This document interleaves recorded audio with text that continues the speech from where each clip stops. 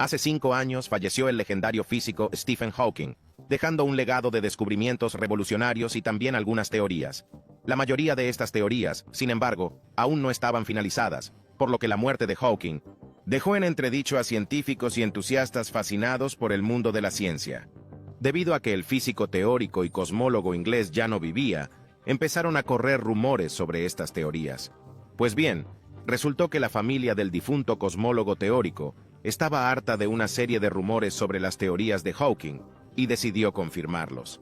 ¿Qué teorías confirmó la familia de Hawking y qué efecto tendría en el mundo de la ciencia? Acompáñenos a explorar cómo Stephen Hawking murió hace 5 años y ahora su familia ha confirmado los rumores. En su contribución más significativa a la ciencia, Stephen Hawking propuso que los agujeros negros emiten un tipo de radiación. Según él, esta peculiar radiación haría que los agujeros negros se desvanecieran gradualmente antes de acabar desapareciendo en una explosión masiva. Más tarde, esta radiación pasó a conocerse como radiación de Hawking. Esta idea revolucionaria introdujo un enigma de incompatibilidad en la intersección de la relatividad general y la física cuántica, dos de las teorías más fundamentales en este campo. En aquel momento, la relatividad general representaba lo más parecido que teníamos a la gravedad a escala cósmica. Al mismo tiempo, la física cuántica abarcaba el modelo físico más sólido que rige la materia más pequeña.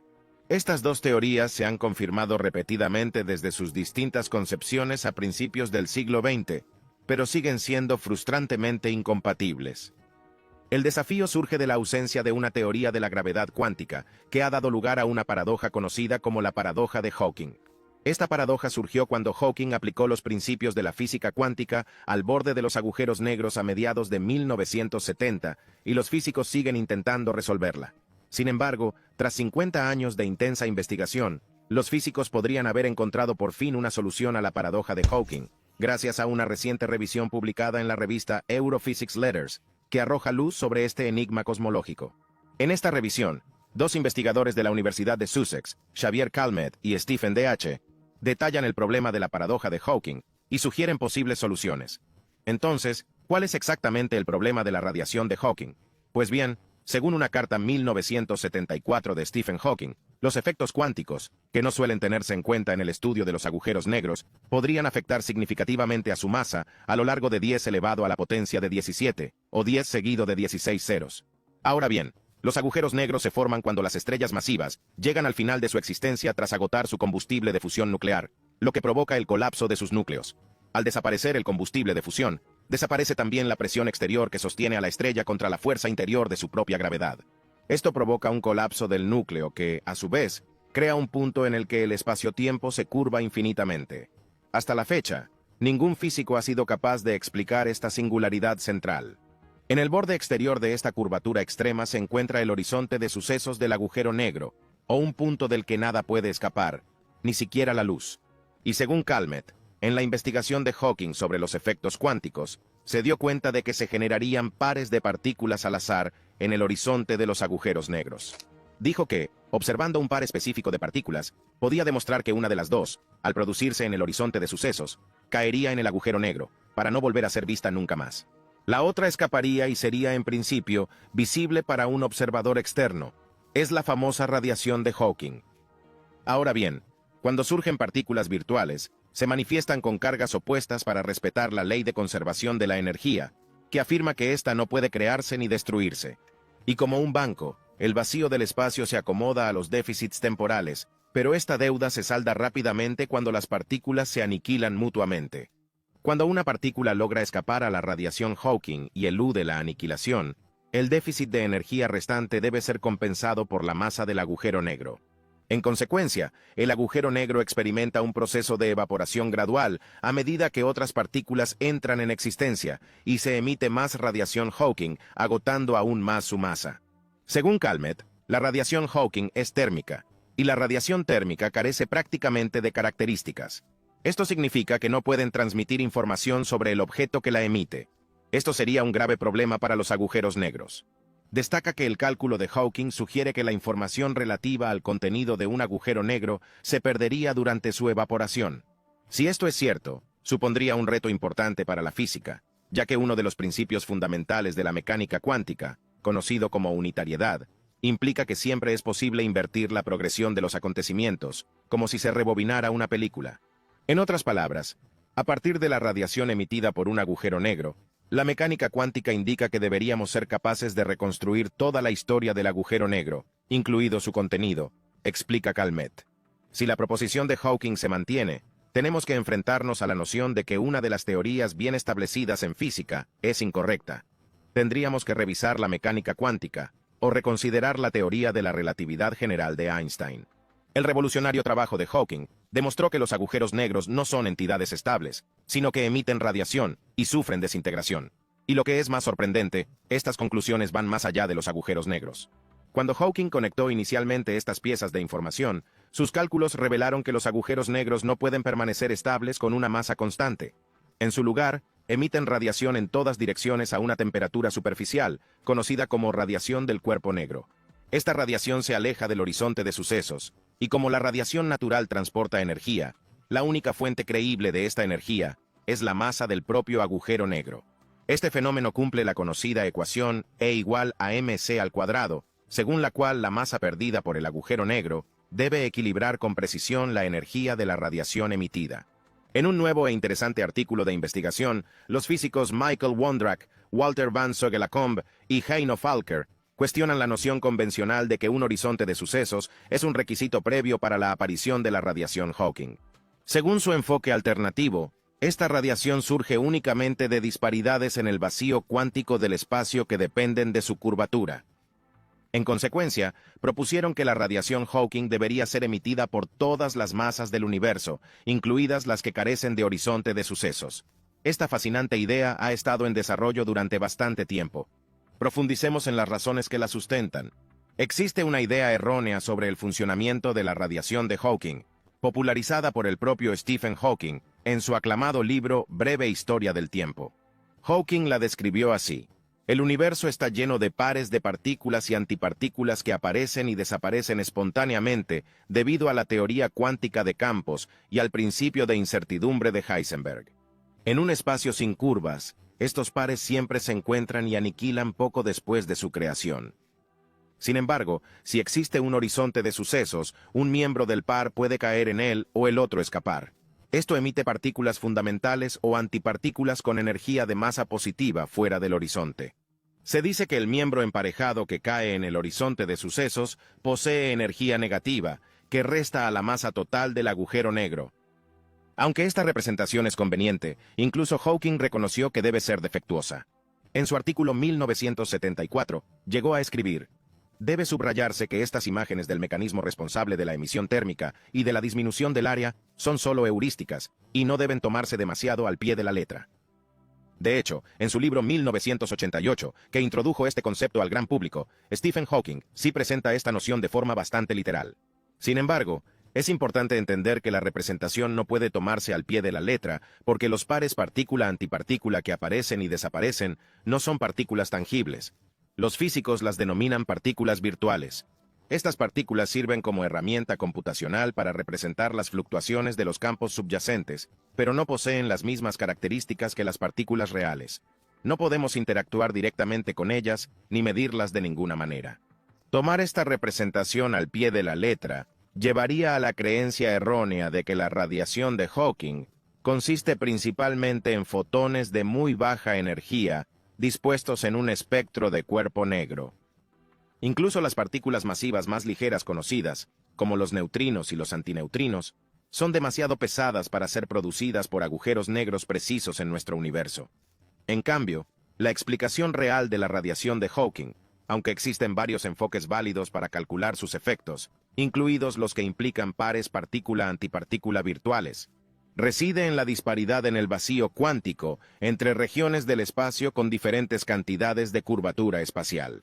Esta disparidad en las propiedades fundamentales de los campos cuánticos en el espacio vacío conduce a la generación de radiación térmica de cuerpo negro, conocida como radiación de Hawking. Y dentro del funcionamiento de la radiación Hawking, surgen varios puntos intrigantes que se han comprendido durante muchas décadas. En primer lugar, la radiación Hawking no procede únicamente del horizonte de sucesos de los agujeros negros. Se puede calcular la densidad de energía de la radiación Hawking en todo el espacio en un momento dado, Y al comparar este cálculo con la densidad de energía esperada, surge una interesante disparidad si la radiación se originara únicamente en el horizonte de sucesos y se propagara hacia el exterior. En realidad, la mayor parte de la radiación Hawking, generada cerca del horizonte de sucesos, procede de regiones situadas en un radio de aproximadamente 10 a 20 radios de Schwarzschild, la distancia desde la singularidad hasta el horizonte de sucesos del propio horizonte de sucesos, en lugar de originarse precisamente en el horizonte de sucesos. Además, se emiten cantidades de radiación distintas de cero en todo el espacio, incluso a distancias significativas del horizonte de sucesos. Aunque el horizonte de sucesos puede desempeñar un papel en la generación de la radiación de Hawking, de forma similar a como la presencia de un horizonte cósmico da lugar a la radiación de Unruh en nuestro universo, confiar únicamente en la radiación originada en el horizonte de sucesos no se ajusta a nuestros cálculos teóricos. Además, la cantidad de radiación emitida es más significativa en las regiones del espacio con una curvatura más pronunciada, lo que indica que los agujeros negros de menor masa emiten más radiación Hawking y sufren una desintegración más rápida que sus homólogos de mayor masa. Sorprendentemente, cuanto más masivo es un agujero negro, menos pronunciada es la curvatura del espacio fuera de su horizonte de sucesos. El horizonte de sucesos es siempre el límite en el que la velocidad de escape de una partícula es inferior o superior a la velocidad de la luz, lo que define la región fuera o dentro del horizonte de sucesos, respectivamente. Además, el tamaño del horizonte de sucesos es directamente proporcional a la masa del agujero negro. Sin embargo, la curvatura del espacio cerca del horizonte de sucesos de un agujero negro más pequeño y de menor masa es significativamente más pronunciada que cerca del horizonte de sucesos de un agujero negro más grande y de mayor masa. Examinando las propiedades de la radiación Hawking emitida para agujeros negros con masas diferentes y realistas, descubrimos lo siguiente. La temperatura de la radiación es inversamente proporcional a la masa.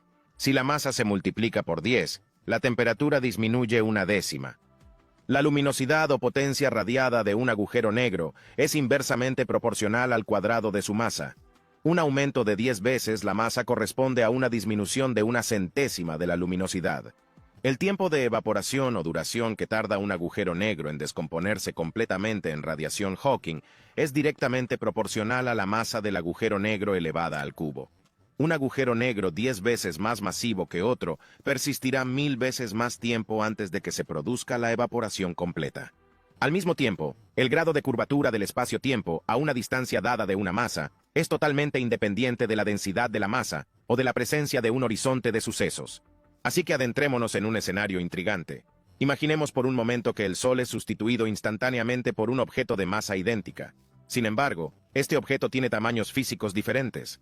Puede tener el mismo tamaño que el propio Sol, radio de aproximadamente 700 kilómetros, una enana blanca, radio de unos 70 kilómetros, una estrella de neutrones, radio de unos 11 kilómetros, o un agujero negro, radio de aproximadamente 3 kilómetros.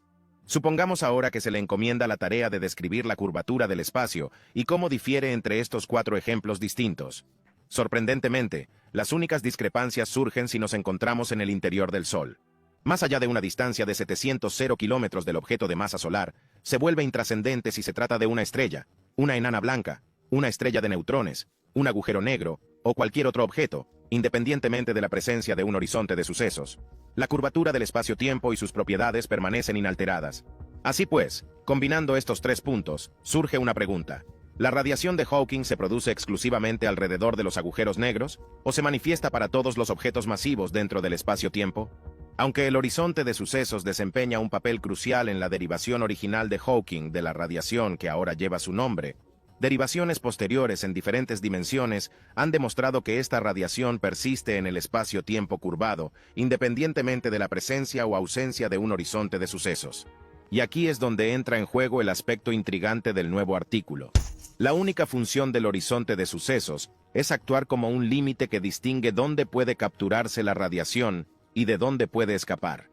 Los cálculos se realizan en un marco espacio-temporal de 4 dimensiones, 3 espaciales y una temporal. Estos cálculos comparten características esenciales con otros enfoques que pretenden determinar la existencia y las propiedades de la radiación Hawking. El límite que dicta lo que se captura frente a lo que escapa seguiría siendo válido para cualquier otro ejemplo de masa que consideremos. En cada caso, el límite para capturar o escapar la radiación sería diferente. En el caso de un agujero negro, sería el horizonte de sucesos. En el caso de una estrella de neutrones, sería la superficie de la estrella de neutrones. En cuanto a una enana blanca, sería la capa más externa de la enana blanca. En el caso de una estrella, sería la fotosfera de la estrella. Pero independientemente del límite concreto, siempre habría una fracción de escape determinada por la masa y el radio del objeto. La presencia o ausencia de un horizonte de sucesos no tiene ningún significado especial en este contexto. Podemos establecer una sencilla analogía entre el enfoque adoptado por Wondrak, Van Zugela-Combe y Falker en su artículo, y el efecto Schwinger en electromagnetismo. En 1951, el físico Julian Schwinger describió cómo se podía generar materia a partir de energía pura en el vacío del espacio, creando un campo eléctrico intenso. En ausencia de un campo externo, las fluctuaciones del campo cuántico existen libremente. Sin embargo, cuando se aplica un campo externo potente, el vacío del espacio se polariza, separando las cargas positivas de las negativas. En estas condiciones, las partículas virtuales pueden convertirse en reales, extrayendo energía del campo subyacente para conservar la energía. En el contexto gravitatorio, la analogía consiste en utilizar el fondo curvo del espacio-tiempo como equivalente de un campo eléctrico, sustituyendo las partículas cargadas por un campo escalar sin carga y sin masa. Este campo es una representación simplista de los fotones emitidos a través de la radiación Hawking. En lugar del efecto Schwinger, los autores observan la producción de nuevos cuantos en el espacio-tiempo curvado, con un perfil de producción que depende de la distancia al horizonte de sucesos. Es importante señalar que el horizonte de sucesos no tiene nada de especial. La producción se produce a todas las distancias suficientemente alejadas del objeto. Asumiendo la validez del análisis del artículo sujeto a confirmación independiente, la conclusión principal es que el horizonte de sucesos no desempeña un papel especial en la producción de radiación u otros tipos de partículas. En un sentido más general, si consideramos una teoría cuántica de campos que incluya operadores de creación y aniquilación sujetos a fuerzas de marea o diferenciales que actúen sobre las fluctuaciones del campo, esto podría comprender partículas virtuales y antipartículas si se prefiere. Entonces se produce un efecto separador adicional en comparación con un fondo uniforme de espacio vacío. Después, se deduce lógicamente que una fracción de las partículas producidas escapará de manera dependiente del radio, independientemente de la presencia o ausencia de un horizonte de sucesos. Aunque esta nueva investigación no reproduce a la perfección todas las características conocidas de la radiación Hawking, presenta un modelo simplificado que sustituye a un agujero negro realista. No obstante, los conocimientos obtenidos a partir de este estudio y el modelo de juguete subyacente tienen el potencial de ser muy significativos para comprender los mecanismos y las condiciones que dan lugar a la radiación Hawking. Por otra parte, este trabajo allana el camino para construir sistemas análogos de materia condensada en los que podrían cuantificarse y observarse los efectos de la radiación Hawking. Una contribución notable de este trabajo es su corrección de una idea errónea muy extendida sobre la generación de radiación Hawking en el horizonte de sucesos. En realidad, el horizonte de sucesos actúa como un punto de corte, impidiendo que la radiación generada en su interior escape. En su lugar, existe un perfil de producción radial específico para esta radiación. La cantidad máxima de radiación se genera y escapa aproximadamente al 125% del radio del horizonte de sucesos, y después, la radiación disminuye gradualmente a medida que aumenta el radio, acercándose asintomáticamente a cero. Sin embargo, siempre se puede predecir una producción de radiación distinta de cero. Las consecuencias específicas de la radiación de Hawking para los objetos que no son agujeros negros siguen siendo objeto de investigación. Mientras que la fuente de energía de la radiación Hawking en los agujeros negros es la propia masa del agujero negro, las implicaciones para los objetos que no son agujeros negros aún no se comprenden del todo. Una posibilidad es que la radiación emitida agote gradualmente la energía autogravitatoria de un objeto como una estrella o un remanente estelar, provocando una contracción gravitatoria. Esta contracción podría tener varias consecuencias, como la desintegración de partículas o transiciones de fase dentro del objeto. Otra posibilidad intrigante es que la radiación de Hawking podría tener profundas implicaciones, sugiriendo que toda la materia podría acabar colapsando en un agujero negro bajo ciertas condiciones y límites. Esto significaría que todos los objetos, independientemente de su composición inicial, acabarían sufriendo un colapso gravitatorio y la consiguiente desintegración a través de la radiación Hawking. ¿Es realmente así? Sin embargo, es importante señalar que se necesitan más investigaciones para explorar y comprender plenamente las consecuencias precisas de la radiación Hawking para los distintos tipos de objetos masivos y las implicaciones para el destino final de la materia en el universo. Estas ideas siguen siendo especulativas y solo podrán confirmarse mediante nuevas investigaciones. No obstante, este artículo ofrece un enfoque notable, presentando una nueva perspectiva sobre un problema que ha dejado perplejos a los científicos durante casi medio siglo. Potencialmente, puede hacer avanzar nuestra comprensión de los misterios fundamentales asociados a los agujeros negros. Aunque por el momento no es más que una sugerencia, la posibilidad de que todas las masas, más allá de los agujeros negros, puedan emitir radiación Hawking es una implicación intrigante que merece la pena contemplar. Ahora, la solución propuesta a la paradoja de Hawking viene en forma de pelo cuántico, como revelan dos trabajos distintos. En el primero, un equipo de investigadores desvela la complejidad de los agujeros negros, indicando que sus campos gravitatorios conservan información sobre su formación. Demuestran que el campo gravitatorio de un agujero negro lleva una huella denominada pelo cuántico, resultado del colapso de la materia en el agujero negro. A partir de este hallazgo, el segundo artículo publicado en Physics Letters B, cuyos autores son el profesor Xavier Calmet, de la Universidad de Sussex, y el profesor Stephen Hasu, de la Universidad Estatal de Michigan, afirma que el pelo cuántico resuelve la paradoja de la información de los agujeros negros de Hawking. Esta paradoja surgió de la proposición de Hawking en 1976, que sugería que los agujeros negros borran la información relativa a sus orígenes durante el proceso de evaporación. Esta idea contradice un principio fundamental de la mecánica cuántica, según el cual cualquier proceso físico puede invertirse matemáticamente. Ahora bien, el físico John Archibald Wheeler acuñó la frase «los agujeros negros» no tienen pelo para describir la falta de características observables más allá de la masa total, el spin y la carga de los agujeros negros, dilucidada en el teorema del no pelo. Sin embargo, la revelación del pelo cuántico proporciona un mecanismo para preservar la información al colapsar los agujeros negros, resolviendo así uno de los enigmas más renombrados de la ciencia moderna. Este descubrimiento supone un avance significativo en la fusión de la teoría de la relatividad general de Einstein con la mecánica cuántica. El profesor Calmet subraya que la resolución de esta paradoja no requiere un cambio profundo en la física, contrariamente a lo que se suponía hasta ahora. El fenómeno del cabello cuántico cuestiona la noción clásica de que los horizontes de los agujeros negros son barreras impenetrables. En cambio, en la teoría cuántica, el estado de la materia que colapsa en un agujero negro sigue influyendo en el exterior, al tiempo que cumple las restricciones experimentales. La identificación de los cabellos cuánticos arroja luz sobre la intrincada relación entre el interior y el exterior de los agujeros negros, proporcionando una visión de la profunda naturaleza de estas entidades cósmicas. Representa un notable paso adelante en nuestra comprensión de los agujeros negros y en la reconciliación de la mecánica cuántica con la relatividad general. Sin embargo, ¿qué opinas de estos rumores confirmados? ¿Cree que han puesto fin a las teorías inconclusas de Stephen Hawking? Háganoslo saber en la sección de comentarios más abajo.